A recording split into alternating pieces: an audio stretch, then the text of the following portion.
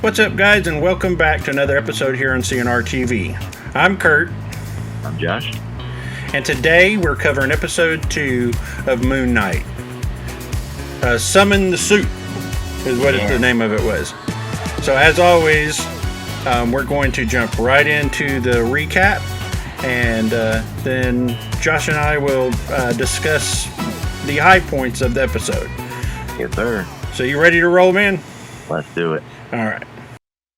Fear not if you are worried that Moon Knight would keep us in the dark about what's going on as long as WandaVision did. The second episode of the Disney Plus MCU series provides us with more than one exposition dump. While the goldfish problem was all about getting to know Stephen Grant, Summon the Suit reveals information about the bloody, handsome little American man living inside. After Stephen gets fired from his museum gig by a man in Arthur Harrow's Amic cult, he follows the storage unit key to his altar's secret hideaway. Here are a few things that we learned about Mark Spector. 1. Mark was once part of a team of mercenaries who executed a group of archaeologists in Egypt. 2. Mark serves the Egyptian god of the moon, Khonshu, as his avatar on Earth.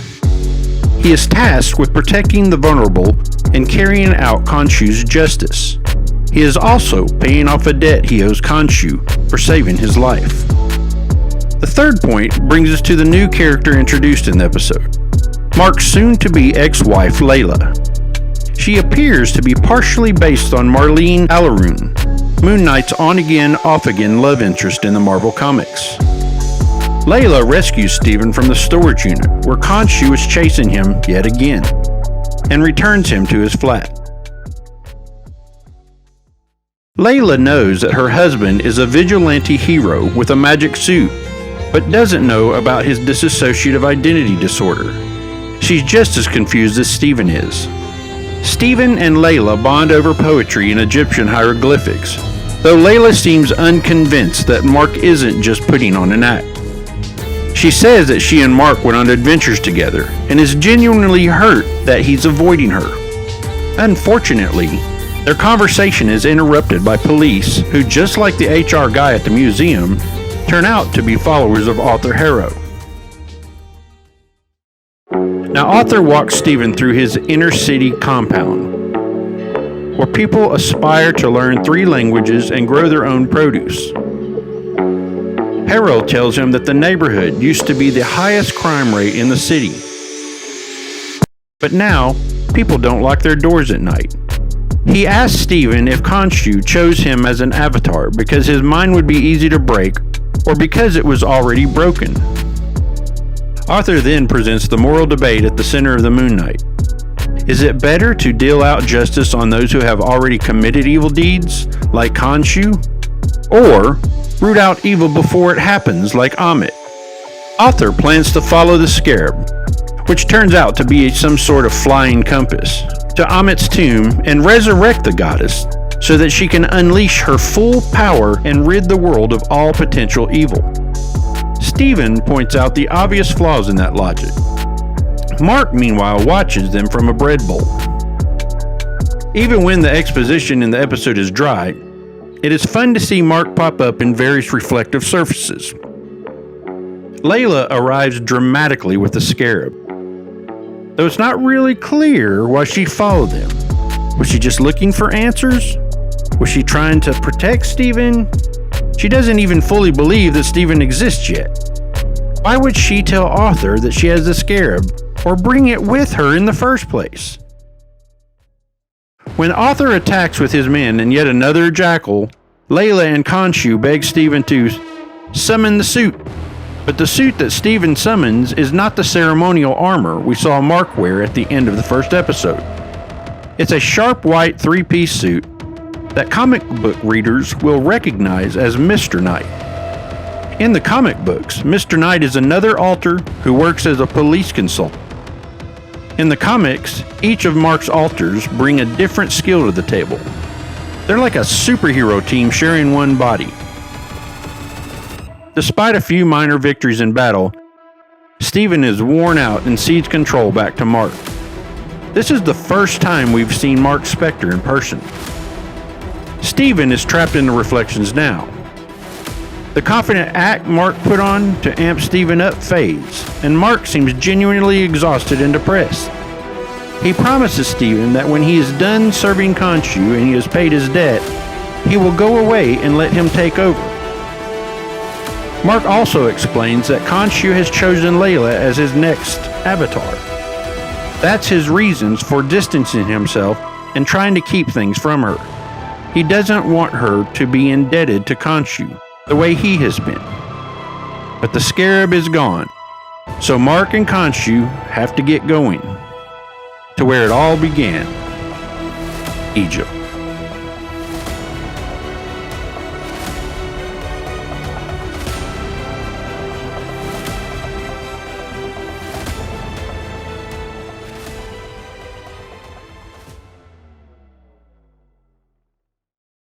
Well, there you have it, folks. That pretty much sums up what happened in episode 2. A lot happened in that episode.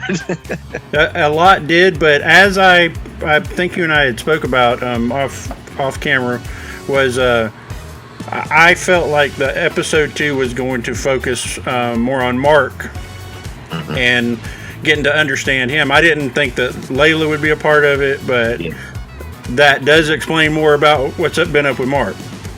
We get more of Mark through the means of Stephen. Right. Yeah. Mark is still kind of a mystery. We only see him in the last 10 minutes, maybe? That you make a good point there that, we learn a lot about Mark, but we don't see a lot of Mark until the end of the episode. Yeah. So, this back and forth, like trying to win control of the body, is going to make for some interesting future episodes. All right. So just so I can jump us off here, that is the biggest negative to me of this episode. Okay. Stephen drove me crazy. Yeah. About halfway through. Like, I agree 100% that he whined a whole bunch in this episode. He knows Mark is a capable badass because of the things he's witnessed around him. So, I don't know. There was no reason for him not to let him take over when everyone's life is threatened. Right, and I kind of see where the showrunner was going with that, where Stephen just wanted some answers before he was willing to hand his body back over. Absolutely. But when the jackal is crawling up out of the depths of hell to come at you, exactly. And that you're not a fighter. You need to let the right guy take over without getting your butt kicked for 5 minutes. Right. And conjuring the suit. Right. So speaking of, I thought it was very interesting that the jackal is invisible to everyone except him and I guess Arthur. No, I don't think even Arthur can see it. I think that Arthur just knows because he kept asking Stephen, "Oh, is that Khonshu? Oh, is that Stephen?" So not saying Khonshu makes sense because I don't think Layla. Well, Khonshu and the jackal exist in the same realm. That's true, but Khonshu can't interact with them. Because remember, he said, and the jackal was able to, he was just invisible. It's not that he wasn't there; he was just invisible. Right, like Khonshu, he said the worst he can do is make wind blow, basically, on like a physical sense. But the jackal could kill people. Right? Yeah. I get what you're saying. Well, maybe that's an oversight there. It could be.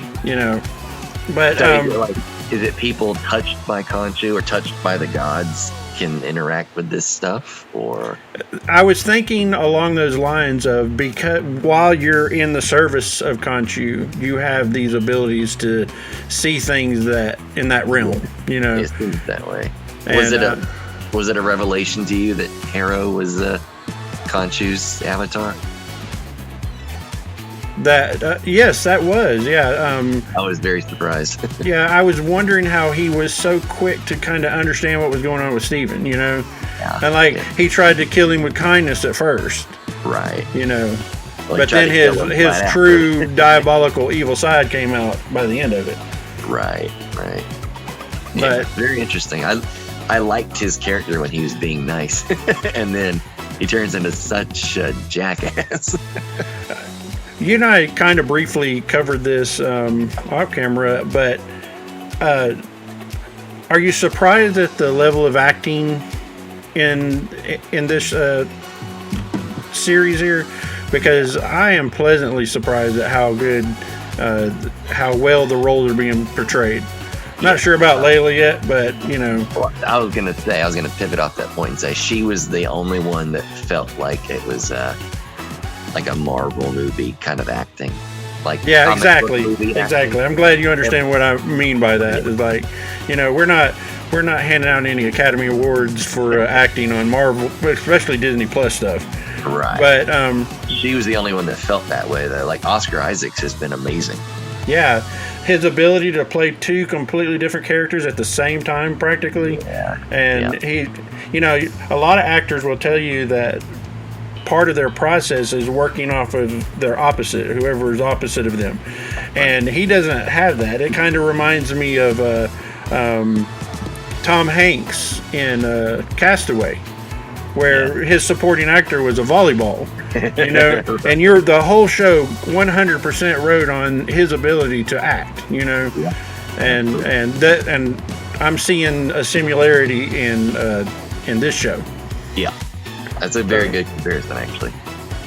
And then Ethan Hawke has been a pretty convincing. Yes, I was surprised because I've never seen him play an evil guy, but this evil guy has so many layers, He comes across as like a commune hippie guy that he just all love and peace, man. Right.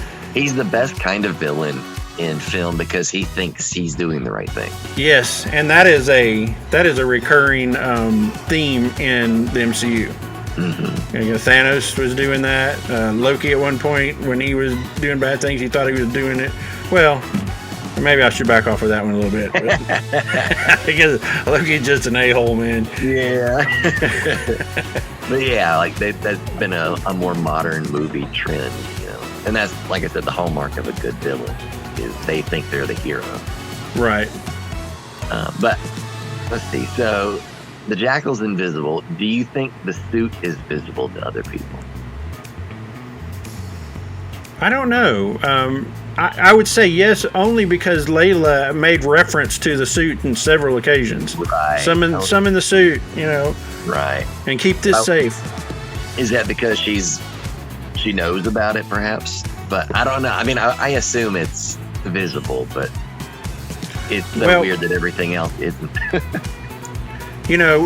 Some more background on what the two of those have been together, have been through together, would lead you to believe, I think, that she knows that he has these powers and he has this suit. She definitely does know. But he's been shutting her out because of, the whole, she's been chosen as the next Avatar because she's a badass too. And he's trying to protect her, which there's been a little rumble about that whole macho way of thinking on that the girl needs to be saved. But, it doesn't matter that she's a woman to me. It matters that he's protecting something. Yeah, exactly. It's a matter that he's protecting somebody he cares about. Right. Looking out for their well-being. Right. But anyway, anything else jump out to you on this episode? Let's see. Well, first, a quick one. What do you think about Mr. Knight, the costume itself? I was pleasantly surprised. Normally, the costume was awesome. Normally, the hood style costumes that cover your face in movies look awful, but they pulled it off. It looked really good. Yeah. I think the costuming is really well done in this. But that begs the question: is the suit I assumed it looked like that because it's from Khonshu. Is it dependent on the user? Does it look different for anybody that uses it? So we're going to go back to my original theory that these aren't really gods. This is some alien beings of some sort that are playing these gods, right? And have been for thousands and thousands of years. And this is some alien technology that this suit is. You know, right. That it might be even tied to their DNA or something, but that'd be interesting. But like, the way that it can morph into different things, right? Like Steven's suit doesn't look like Moon Knight, right? And if you seen some of the capture I got from the comic books where it was showing Moon Knight in many different forms, yeah, and the suit adapted to whatever form that was. So like if Layla used this suit, would it look different for her? Right, exactly. Yeah. Based on which I don't know what it would be based on. Just I think it's alien technology. Yeah. I could be wrong, and I could be way wrong. And I could believe it. It would fall in line more with the MCU that way. That's kind of where I'm coming from, is seeing what they've done in the past and what the Eternals and Thor is considered gods, and right. Right. Where does Khonshu stand with Odin? The only thing that's never been considered God in the MCU is God. Right. So, and just generic open-ended question: where do you think we go next? Arthur Harrow as the Scarab. They're kind of hunting him down in Egypt now, I suppose. What do you think's next? Well, I think we spend a lot of time inside pyramids and underground chambers.